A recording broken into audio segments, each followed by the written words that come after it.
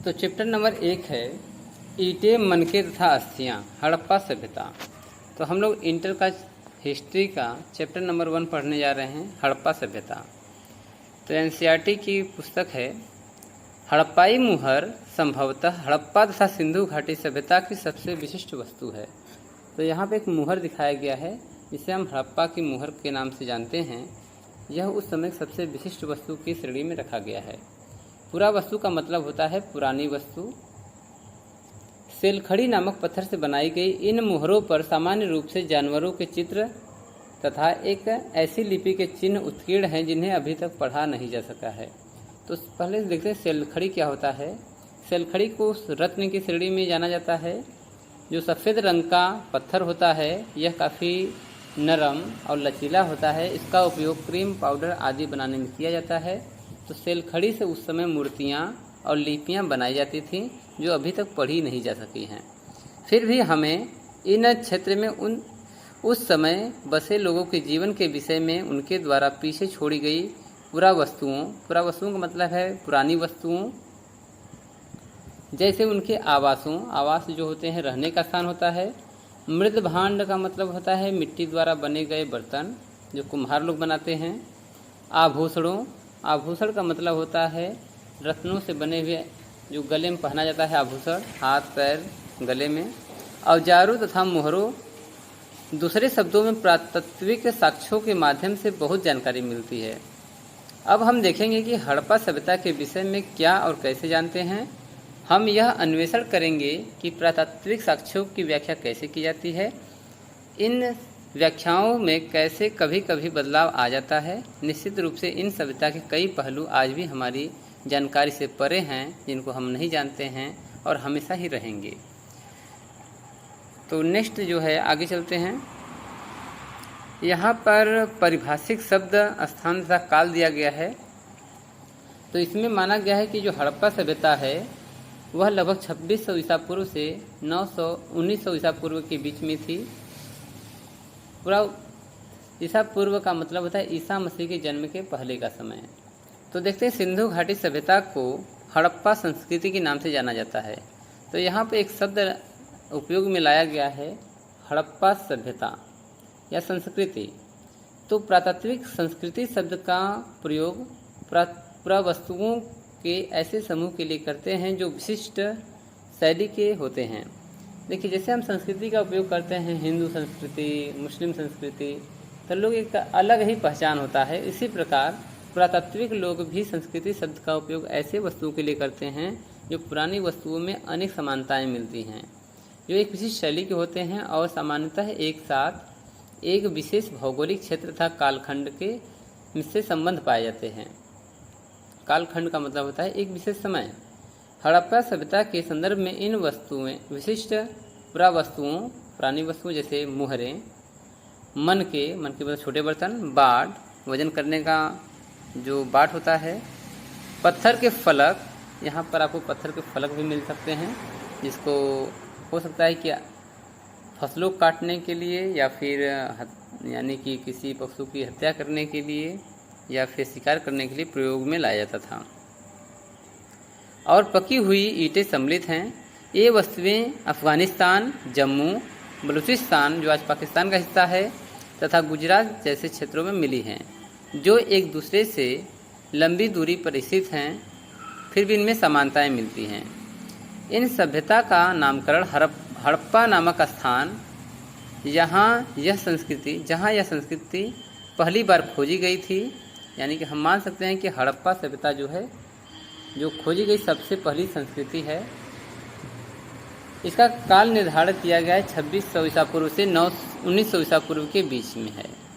इस क्षेत्र में इस सभ्यता से पहले और भी संस्कृतियां अस्तित्व में थीं जिन्हें क्रमशः आरंभिक तथा परवर्ती हड़प्पा कहा जाता है। आरंभिक मतलब सबसे पहले का मतलब होता है परवर्ती, जो सबसे पहले आया हो। तो यहाँ पर आरंभिक को ही परवर्ती नाम दिया गया है। इन संस्कृतियों में हड़प्पा सभ्यता को अलग करने के लिए कभी कभी इसे विकसित हड़प्पा संस्कृति भी कहा जाता है, क्योंकि यहाँ पर कुछ ज़्यादा ही लोग विकसित थे, इसलिए इसे विकसित हड़प्पा सभ्यता के नाम से भी जाना जाता है।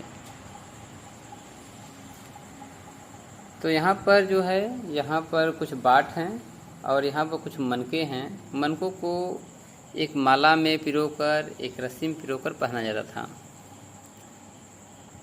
तो यहाँ पर आप इस मैप में देख पा रहे हैं कि इस मैप में जो है विशेष स्थान दिए गए हैं।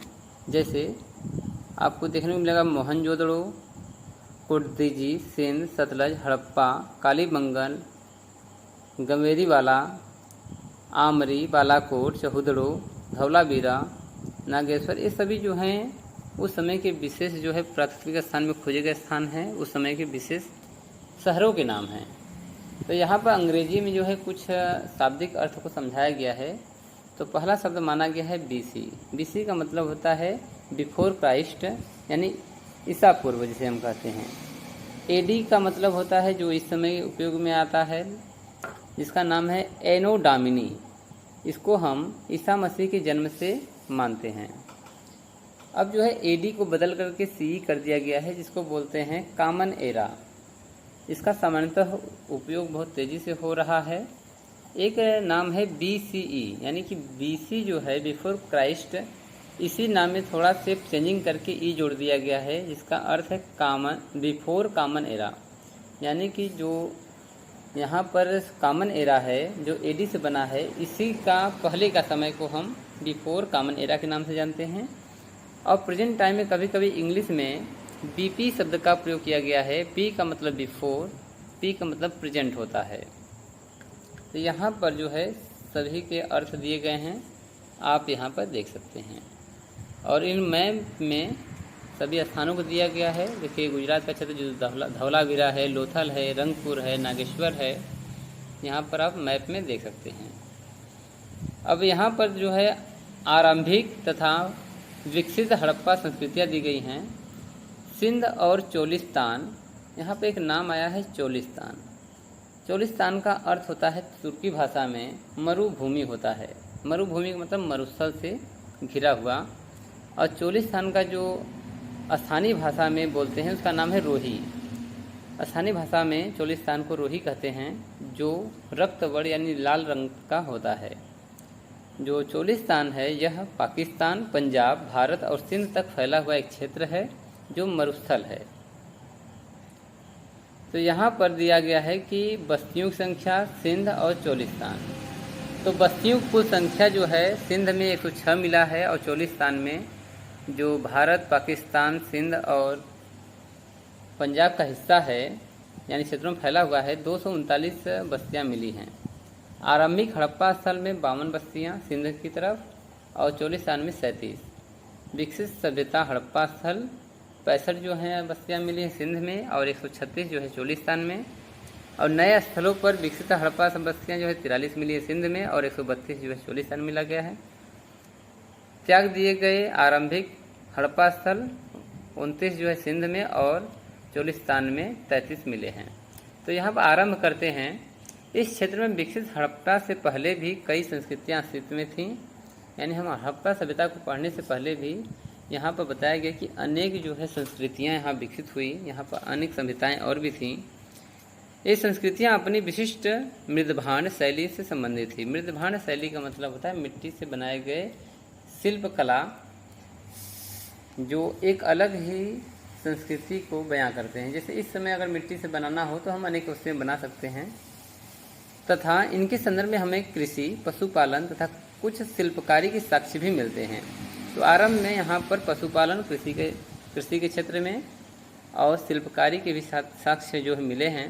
बस्तियाँ आमतौर पर छोटी होती थीं और इनसे बड़े आकार की संरचनाएं लगभग न के बराबर थीं। कुछ स्थानों पर बड़े पैमानों पर इलाकों में जलाए जाने के संकेतों से तथा कुछ अन्य स्थानों के त्याग दिए जाने से ऐसा प्रतीत होता है कि आरंभिक हड़प्पा तथा हड़प्पा सभ्यता के बीच क्रम भंग था। क्रम भंग का मतलब होता है एक लगातार जो चलने वाली, यानी क्रम को टूटना हम मान सकते हैं कि लगातार कंटिन्यूस न चल करके क्रम को टूटी हुई सभ्यता है। यानी कि अलग अलग कालखंडों में अलग अलग संरचनाएं मिली हैं, ऐसा हम इसको बता सकते हैं। दूसरा है निर्वाह के तरीके, यानी वहाँ पर जीवन यापन कैसा था, इसको हम देखते हैं। तो मैप नंबर 1 आपने देख ही लिया है, मैप नंबर 2 नीचे भी देखने को मिलेगा। देखा होगा कि विकसित हड़प्पा सभ्यता संस्कृति कुछ ऐसे स्थानों पर पनपी जहाँ पहले आरंभिक हड़प्पा संस्कृतियाँ अस्तित्व में थी। यानी कि हड़प्पा सभ्यता को पूर्ण विकसित होने से पहले वह जब आरंभ में थी तो वहाँ से भी कुछ अस्तित्व मिले हैं। इन संस्कृतियों में कई तत्व जिनमें निर्वाह के तरीके शामिल हैं समान थे। यानी कि आरंभिक हड़प्पा सभ्यता और विकसित हड़प्पा सभ्यता में जो समानताएं हैं वो लगभग सेम हैं। हड़प्पा सभ्यता के निवासी कई प्रकार के पेड़ पौधों से प्राप्त उत्पाद, यानी पेड़ पौधों से क्या क्या मिल सकता है, फल मिल सकता है, अनाज मिल सकते हैं, फूल फल आदि मिल सकते हैं, और जानवरों जिसमें मछली भी शामिल है। जानवर में आप जानते हैं कि उस समय अगर इंसान पूर्ण रूप से कृषि पर डिपेंड नहीं था तो जानवरों से मांस मिल सकता है या कुछ पालतू जानवर भी मिले होंगे। मछली भी शामिल है से प्राप्त भोजन करते थे, यानी कि उस समय शाकाहारी भी थे, मांसाहारी भी थे। जले अनाज के दानों तथा बीजों की खोज से पुरातत्व के आहार संबंधी आदतों के विषय में जानकारी मिलती है। तो जो पुरातत्वविद हैं वो जले हुए अनाज को देखकर अनुमान लगाएं कि वो भोजन पका के खाते थे।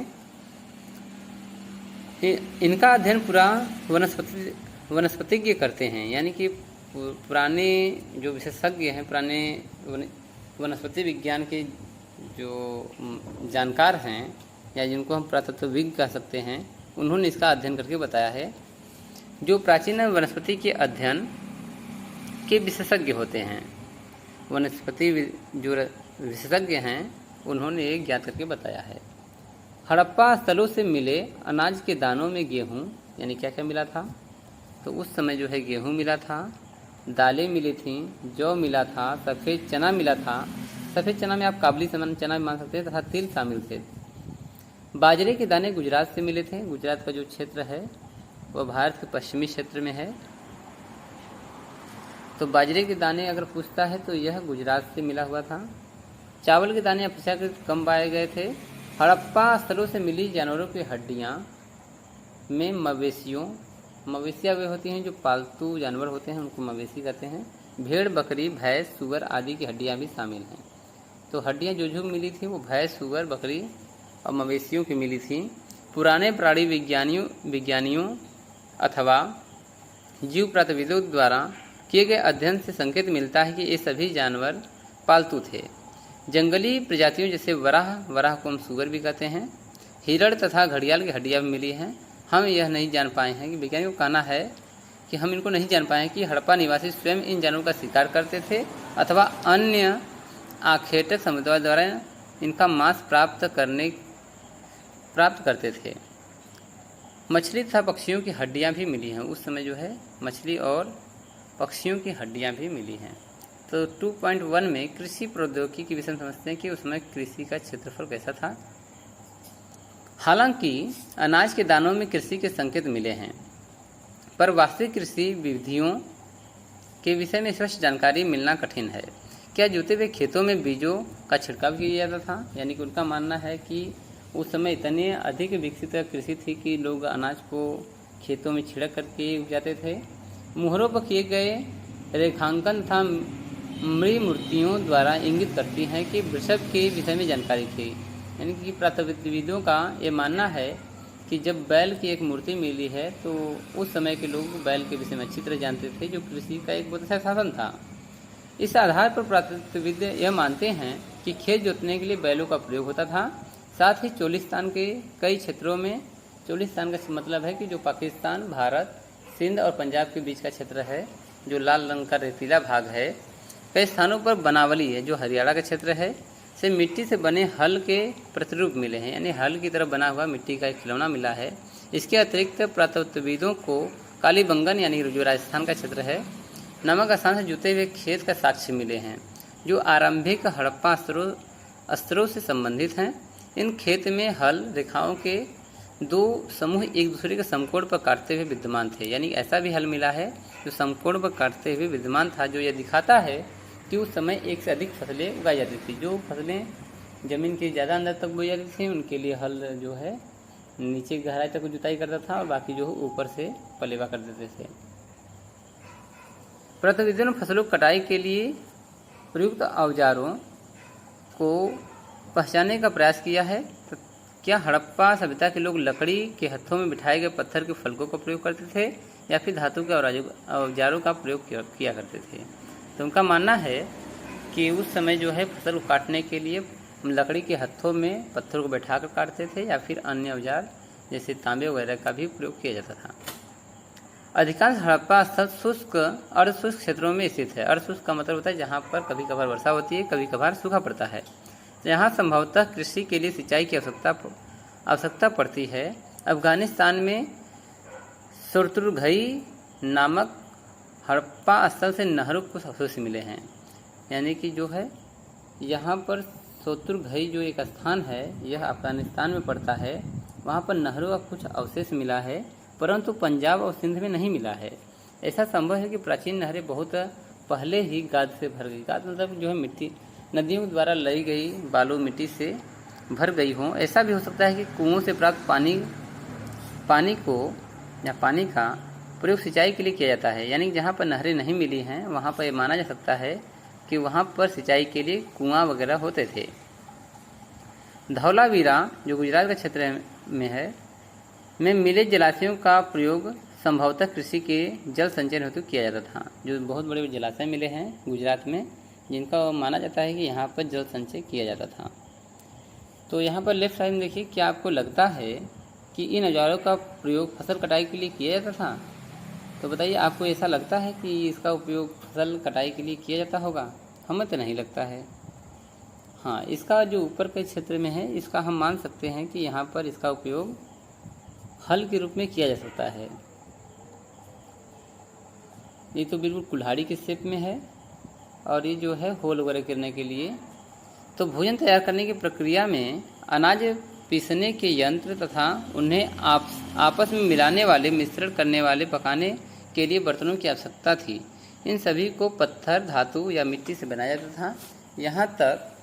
यहाँ एक महत्वपूर्ण हड़प्पा स्थल मोहनजोदड़ो में हुए उत्खनन पर सबसे आरंभिक रिपोर्टों में से एक से कुछ उद्धरण किए जा रहे हैं। अवतल चक्कियाँ, कुछ ऐसी भी चक्कियाँ मिली जो अवतल की तरह थीं, बड़ी संख्या मिले हैं। यानी कि लगभग हर घरों में ही अवतल चक्कियाँ मिली हैं। और ऐसा प्रतीत होता है कि अनाज पीसने के लिए प्रयुक्त ये एकमात्र साधन थी। यानी कि अनाजों को पीसने के लिए साधन, जैसे हमारे घरों में सिलबट्टा होता है, उसी प्रकार जो है वहाँ पर अवतल चक्कियाँ मिली हैं। साधारणतः ये चक्कियाँ स्थूलतः कठोर कंकरीले, अग्निज अथवा बलुआ पत्थर से निर्मित थीं। कहने का मतलब ये चक्कियाँ जो है बहुत कठोर थीं, कंकरीले थे यानी कंक्रीट से बनी हुई थी, अग्निज मतलब आग्नेय शैल थी, अथवा बलुआ पत्थर से, कई प्रकार के पत्थरों से मिलकर बनी थी। आमतौर पर इनमें अत्यधिक प्रयोग के संकेत मिलते हैं। यानी जिस भी आप पत्थर को घिसेंगे तो उसमें अवतलपन आ जाता है, बीच का जो है गड्ढा हो जाता है। तो इससे हमें पता चलता है कि इसका उपयोग अधिक हुआ है। जैसे कि हर घरों में सिलबट्टे होते हैं, तो वहाँ पर आप देख सकते हैं जो सील होता है वह गहरा हो जाता है कुछ टाइम बाद। संकेत मिलते हैं। चूँकि इन चक्कियों के तल सामान्यतः उत्तल हैं, तल का मतलब निचला भाग जो है उत्तल है, निश्चित रूप से इन्हें जमीन में जमा करके रखा जाता था जिससे कि हिलने से रोका जा सके। दो मुख्य प्रकार की चक्कियाँ मिली हैं। एक वे हैं जिन पर एक दूसरा छोटा पत्थर आगे पीछे चलाया जाता था, जिसमें निचला पत्थर खोखला हो गया था। अतः दूसरी वे हैं जिनका प्रयोग समतः केवल सालन या तरी बनाने के लिए, जड़ी बूटियाँ, मसालों को कूटने के लिए किया जाता था। तरी का मतलब होता है सालन का मतलब होता है सील, या फिर तरी भी कुछ लोग कहते हैं। इन दूसरे प्रयोगी पत्थरों को हमारे श्रमिकों द्वारा सालन पत्थर का नाम दिया गया। सालन का मतलब होता है सील, जिस पर किसी वस्तु को रख करके पत्थर से पीछा जाता है। तो यहाँ पर सालन हम इस बड़े वाले चट्टान को मानेंगे, और जो ऊपर वाला है वो बट्टा है। तथा हमारे बावर्ची ने एक यही पत्थर रसोई में प्रयोग के लिए संग्रहालय से उधार मांगा है। तो यह हमें जो संकेत मिलता है, फर्दर एक्सकन्वेंशन एट मोहनजोदड़ो 1937 में उद्धृत किया गया था। तो आगे प्राकृतिक वर्तमान समय की तुलनाओं से यह समझने का प्रयास करते हैं कि प्राचीन पुरावस्तुएं किस प्रयोग में लाई जाती थी। मैं के खोजी गई तुलना में आजकल की चक्कियों से कर रहे हैं, क्या ये एक उपयोगी नीति है? हाँ, ये सही है। तो किसी भी वस्तु का उपयोग करने से पहले हम उसको विषय में समझते हैं कि इसका उपयोग क्या क्या था। नंबर 3 है मोहनजोदड़ो। तो मोहनजोदड़ो देख लेते हैं। एक सभ्यता है। एक नियोजित शहरी केंद्र, यानी कि ये है एक बहुत बड़ा उस समय का शहर था, इसके विषय में हम चर्चा करने वाले हैं। संभवतः हड़प्पा सभ्यता का सबसे अनूठा पहलू शहरी केंद्रों का विकास था। आइए ऐसे ही एक केंद्र मोहनजोदड़ो को और सूक्ष्मता से देखते हैं, बारीकी से अध्ययन करते हैं। हालांकि मोहनजोदड़ो सबसे प्रसिद्ध प्रास्थल है, प्राचीन का पुराना स्थल है। सबसे पहले खोजा गया स्थल हड़प्पा था। तो यहाँ से एक क्वेश्चन बनता है कि सबसे पहले कौन सी सभ्यता खोजी गई थी। तो सबसे पहले जो है हड़प्पा खोजा गया था, फिर बाद में जो है मोहनजोदड़ो की खोज हुई थी। बस्ती दो भागों में विभाजित है, एक छोटा लेकिन ऊंचाई पर बनाया गया था और दूसरा कहीं बड़ा था लेकिन नीचे बनाया गया था। पुरातत्वविदों ने तो यहाँ पे संकेत किया है निचला शहर दुर्ग से किस प्रकार भिन्न है। तो यहाँ पे दो शहर दिया गया है। यहाँ पर जो है ये जो है दुर्ग है, छोटा क्षेत्र है, और जो है निचला शहर है जो दो अलग अलग भागों में डिवाइड है। तो इसका हम एनालिसिस जो है इस थ्योरी की बात करते हैं तो आपको ज़्यादा समझ में आएगा। तो सबसे पहले इस छोटे से हम भाग को देख लेते हैं कि हड़प्पा की दुर्दशा। हालांकि हड़प्पा सबसे पहला खोजा गया स्थल था, इसे ईंट चुराने वाले ने बुरी तरह नष्ट कर दिया। सन 1875 में ही भारतीय प्राथमिक सर्वेक्षण के पहले जनरल अलेक्जेंडर कनिंघम, तो यहाँ पे एक नाम दिया गया है अलेक्जेंडर कनिंघम जो हैं, जिन्हें भारतीय पुरातत्व का जनक भी कहा जाता है। तो यहाँ पर आपको याद करना है कि अलेक्जेंडर कनिंघम जो है भारतीय पुरातत्व का जनक हैं, ने लिखा था कि प्राचीन स्थल से ले जाई गई ईंटों की मात्रा लगभग 100 मील लंबी लाहौर तथा मुल्तान के बीच रेल पटरी के लिए ईंटें बिछाने के लिए पर्याप्त थी। इस प्रकार इस स्थल की कई प्राचीन संरचनाएं नष्ट कर दी गई। इनके विपरीत मोहनजोदड़ो कहीं बेहतर संरक्षित था। तो यह यहाँ पर देखते हैं कि मोहनजोदड़ो का दुर्ग कैसा था। तो यहाँ पर से जो है पुरातत्वविदों ने इन्हें क्रमशः दुर्ग और निचला शहर का नाम दिया है। जो ऊंचाई पर था उसे दुर्ग कहा गया है, जो निचला शहर था उसे निचला शहर नाम दिया गया है। दुर्ग की ऊंचाई का कारण यह था कि यहाँ की संरचनाएं पक्की ईंटों के चबूतरों बनी थीं। दुर्ग को दीवारों से घेरा गया था, जिसका अर्थ है कि निचले शहर से अलग किया गया था। निचला शहर भी दीवारों से घेरा गया था। इसके अतिरिक्त कई भवनों को ऊंचे चबूतरों बनाया गया था जो नींव का कार्य करते थे। अनुमान लगाया जाता है कि यदि एक श्रमिक प्रतिदिन 1 घनी मीटर मिट्टी ढोता है, यानी 1 घन मीटर के बराबर मिट्टी ढोता है, तो मात्र आधारों को बनाने के लिए 40 लाख श्रम दिवसों अर्थात बहुत बड़े पैमाने पर श्रमिक की आवश्यकता पड़ी होगी। अब कुछ और देखिए, एक बार चबूतरों के यथास्थान बनाने के बाद शहर का सारा भवन निर्माण कार्य चबूतरों पर एक निश्चित क्षेत्र तक सीमित था। इसलिए ऐसा प्रतीत होता है कि पहले बस्ती का नियोजन किया गया था, फिर इसके अनुसार कार्य को क्रियान्वित किया गया। नियोजन के अन्य कारणों लक्षणों जैसे ईंट शामिल है, जो भले ही धूप में सुखाकर या भट्ठी में तपाकर बनाई गई हों, एक निश्चित अनुपात की होती थी, जहां लंबाई चौड़ाई ऊंचाई एक निश्चित क्रम में था, यानी लंबाई को 4 गुनी तो चौड़ाई को 2 गुनी रखा जाता था। इस प्रकार ईंटें सभी हड़प्पा बस्तियों में प्रयोग में लाई गई थी। तो यहाँ पर देख लीजिए, यहाँ पर जो है एक छोटा सा जो दुर्ग बनाया गया है, यह जो है दुर्ग है जिसको एक बाउंड्री के रूप में चारों तरफ दीवारों से घेरा गया था। और यहाँ पे एक बहुत बड़ा शहर है जिसको निचला शहर बोलते हैं। ख़ास तौर पर इन्हीं शहरों से बचने के लिए या फिर इसका दुर्ग के चारों तरफ बड़ी बड़ी बाउंड्री का निर्माण किया गया था। नालों का निर्माण 3.1 है। हड़प्पा शहरों की सबसे अनूठी विशेषताओं में से एक ध्यानपूर्वक नियोजित जल विकास प्रणाली थी। निकास प्रणाली जो है जल की निकास की प्रणाली ही जल निकास प्रणाली कहलाती है। तो यहाँ पर इस शहर में सबसे विशिष्ट संरचना को देखने को मिली। यदि आप निचले शहर के नक्शों को ध्यान से देखेंगे तो जान पाएंगे कि सड़कों तथा गलियों को एक ग्रिड पद्धति, ग्रिड का मतलब होता है जाल, एक जाल के रूप में बनाया गया था और एक दूसरे को समकोण पर काटती हुई सड़कें थीं और नालियाँ भी थीं। ऐसा प्रतीत होता है कि पहले नालियों के साथ गलियों को बनाया गया था और फिर इनके अगल बगल आवासों का निर्माण किया गया था। यदि घर के गंदे पानी को गलियों की नालियों में जोड़ना था तो प्रत्येक घर की एक दीवार को गली से सटा कर रखा जाता था, यानी गली में ही नाले होते थे। अगर हर घर का गंदा पानी अगर नाले में जाना है तो एक दीवार को नाले से सटा होना चाहिए था। जो कि ऐसा मिला भी। अब दुर्ग के विषय में देखते हैं। हालांकि अधिकांश हड़प्पा बस्तियों में एक छोटा ऊंचा पश्चिमी तथा एक बड़ा लेकिन निचला पूर्व भाग है, पर इस नियोजन में विभिन्नताएं भी हैं। धौलावीरा, लोथल यानी गुजरात जैसे स्थानों पर पूरी बस्ती किलेबंद थी तथा शहर के कई हिस्से भी दीवारों से घेर कर बनाए गए थे। लोथल में दुर्ग दीवार से घिरा नहीं था, परंतु कुछ ऊंचाई पर बनाया गया था। तो देखिए यहाँ पर जो हड़प्पा सभ्यता है, दुर्ग अलग बनाया गया है, उसकी बाउंड्री अलग की गई है और निचला शहर जो है, बहुत बड़ा शहर जो है, अलग बनाया गया है। जबकि गुजरात वगैरह में सभी को एक साथ जो है किलेबंद किया गया था, चारों तरफ घेर दिया गया था। दुर्ग को हमेशा ऊंचाई बनाया जाता था जिससे कि वो सुरक्षित रहे। 3.2 है गृह स्थापत्य, यानी कि घरों का स्थापना। मोहनजोदड़ो का निचला शहर आवासीय भवनों के उदाहरण प्रस्तुत करता है। इनमें से एक आंगन पर केंद्रित थे, जिसके चारों ओर कमरे बने थे। संभवतः आंगन खाना पकाने और कताई करने जैसी गतिविधियों का केंद्र था। तो हर घरों में आंगन बने थे और चारों तरफ जो है मकान बने हुए थे, जो इसमें बनाए जाते हैं। खास तौर पर ऐसा माना जाता है कि गर्मी के दिनों में शुष्क मौसम में यहाँ पर लोग इकट्ठा होते थे, कार्य करते थे। यहाँ एक अन्य रोचक पहलू लोगों द्वारा अपनी एकांतता को दिए जाने वाला महत्व था। अर्थात जो है सभी लोग आंगन में एक साथ भी बैठकर बातचीत भी कर लिया करते थे, ऐसा मानना है। एकांत को दूर कर सकते थे। भूमि तल पर बनी दीवारों में खिड़कियां नहीं थी।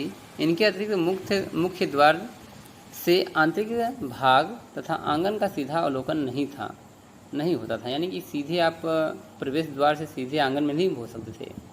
हर घर का ईंटों के फर्श से बना अपना एक स्नानागार होता था, जिनकी नालियाँ दीवार के माध्यम से सड़क की नालियों से जुड़ी हुई थी, जैसा कि इस समय आधुनिक समय में हो रहा है।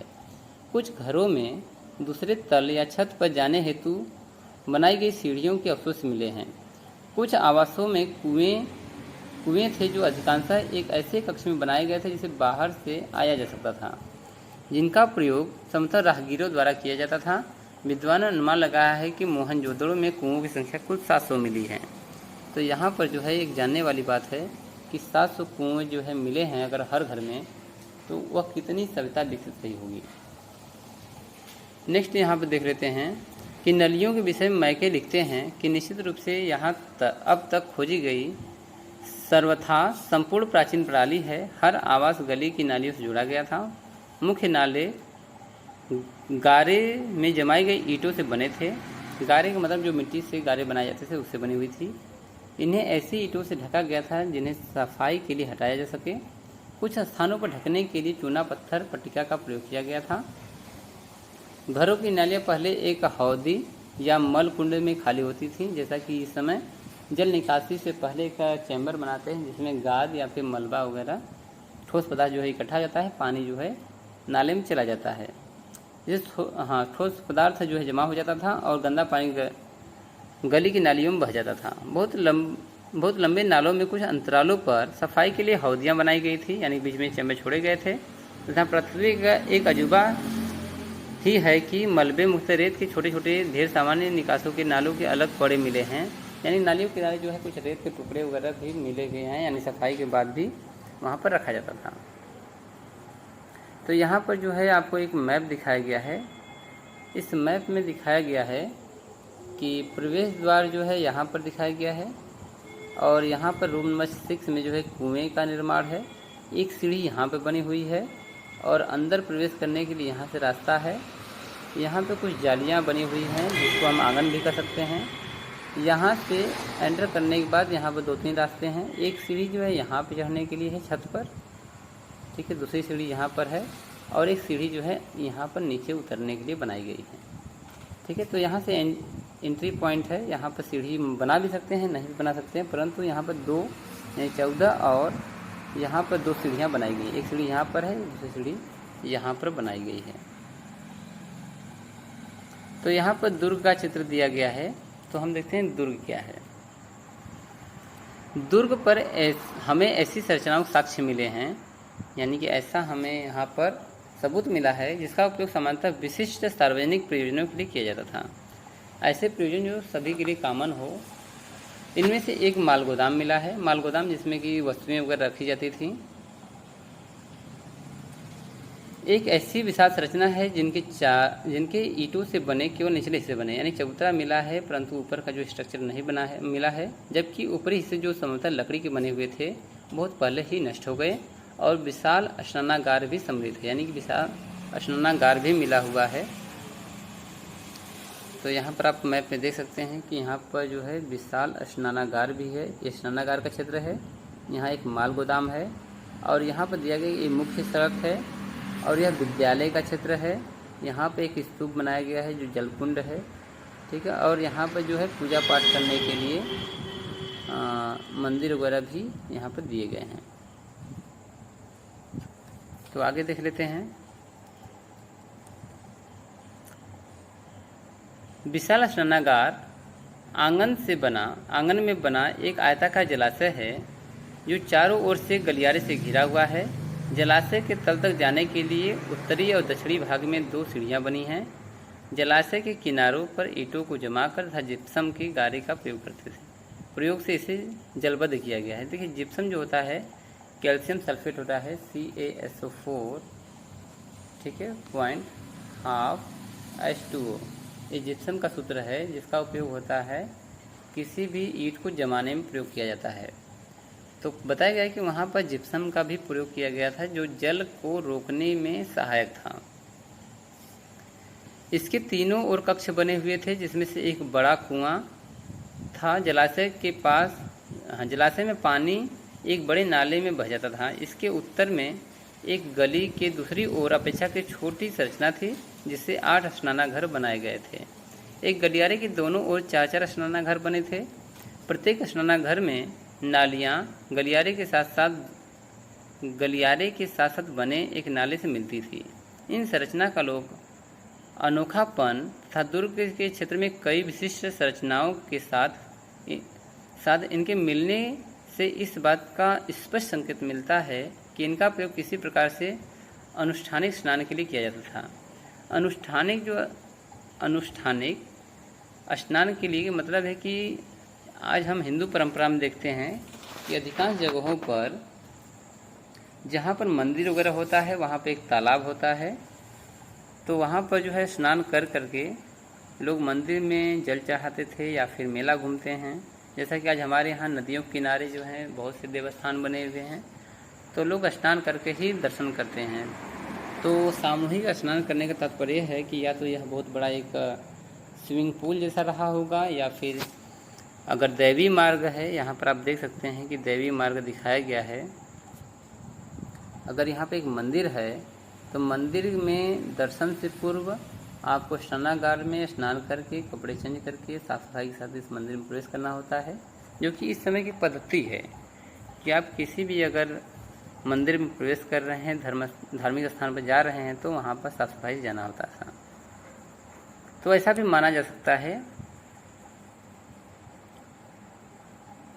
तो क्या दुर्ग पर माल गोदाम स्नानागार के अतिरिक्त अन्य संरचनाएं भी हैं, जिस मैप में आप ढूंढ करके बताइए। आगे है सामाजिक विभिन्नताओं का अवलोकन।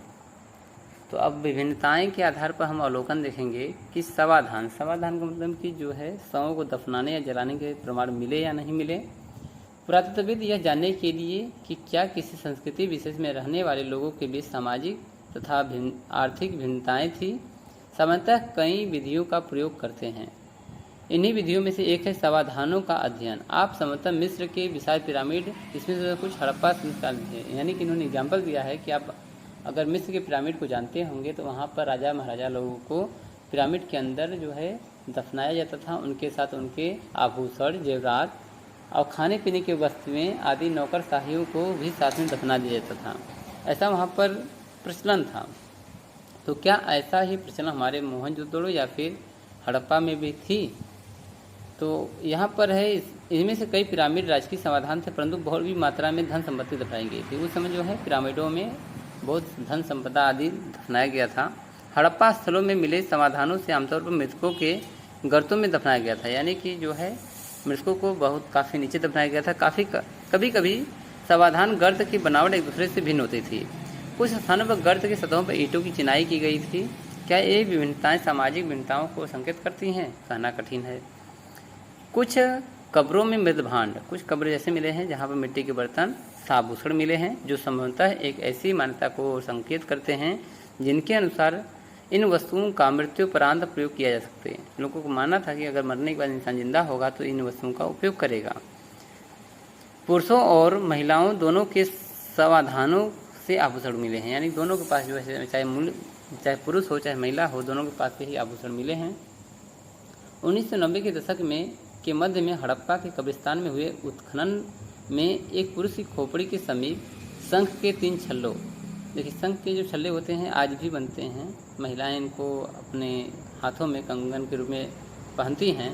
जैस्पर जो है एक प्रकार का उपरत्न है, इसका भी प्रयोग आपको देखने को मिलेगा कि मनके तथा सैकड़ों की संख्या में सूक्ष्म मनकों से बना एक आभूषण मिला है। जैस्पर जो होता है एक रेत से और एक चिपचिपा पदार्थ से मिला करके पका कर बनाया जाने वाला एक बर्तन है, जो काफ़ी उस समय कीमती हुआ करता था।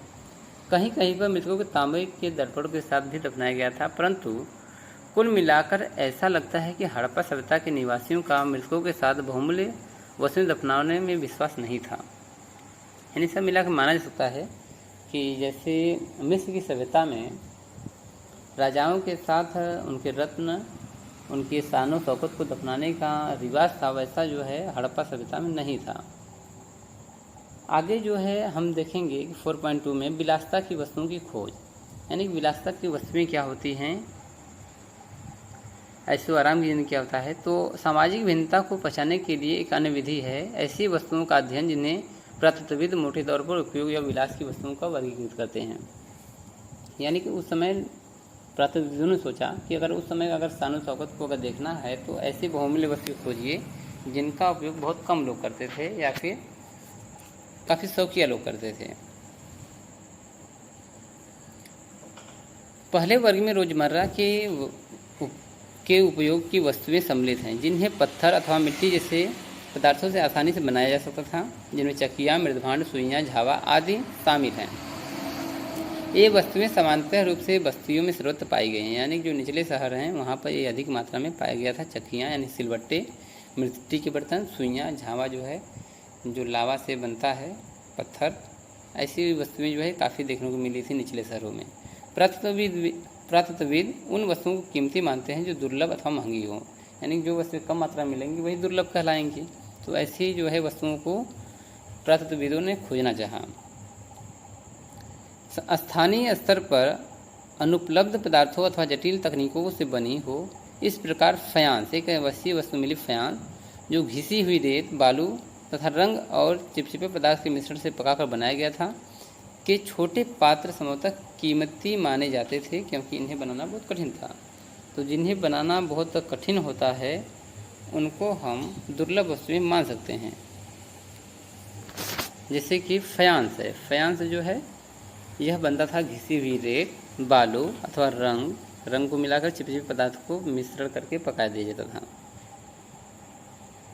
अब जो है आगे देखते हैं कि स्थिति तब और जटिल हो जाती है जब इन्हें रोज़मर्रा के प्रयोग की वस्तुएं जैसे तकलियाँ जो फयांस जैसे दुर्लभ पदार्थ से बनी मिलती हैं। क्या हम इनका वर्गीकरण उपयोग या फिर विलास की वस्तु के रूप में कर सकते हैं?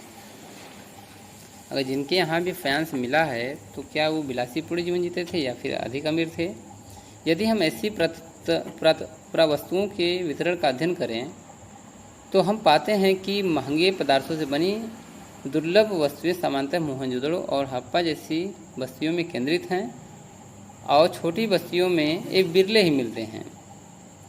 उदाहरण के लिए फयांस से बने लघु पात्र जो संभवतः सुगंधित द्रव्यों के पात्रों के में प्रयोग होते हैं, जैसे कि हम लोग सेंट वगैरह लेते हैं, छोटे से पात्र मिलता है तो उस तरह फयांस में भी सुगंधित पदार्थ रखे जाते होंगे।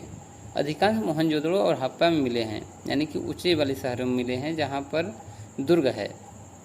और कालीबंगन जैसी छोटी वस्तुओं में बिल्कुल नहीं। सोना भी दुर्लभ तथा संभवतः आज की तरह कीमती था, यानी कि जो सोना है वहाँ पर नहीं मिला तो शायद मान सकते हैं कि उस समय भी कीमती रहा होगा। हड़प्पा स्थलों से मिले सभी स्वर्ण से आभूषण संचयों में प्राप्त हुए हैं, यानी स्वर्ण जो आभूषण है वह काफ़ी कम मात्रा में मिला है, तो माना जाता है कि उस समय भी सोना दुर्लभ ही हुआ करता था। तो दोस्तों आज की जो वीडियो में मैंने 10 पेज को कवर किया है, तो टोटल जो है लगभग 27 पेज हैं। तो इसको हम 3 वीडियो में बनाएंगे। 3 वीडियो में हम 27 पेज को कवर करेंगे। तो आज के लिए धन्यवाद। आपको वीडियो पसंद आया हो तो लाइक कीजिए, शेयर कीजिए। धन्यवाद दोस्तों।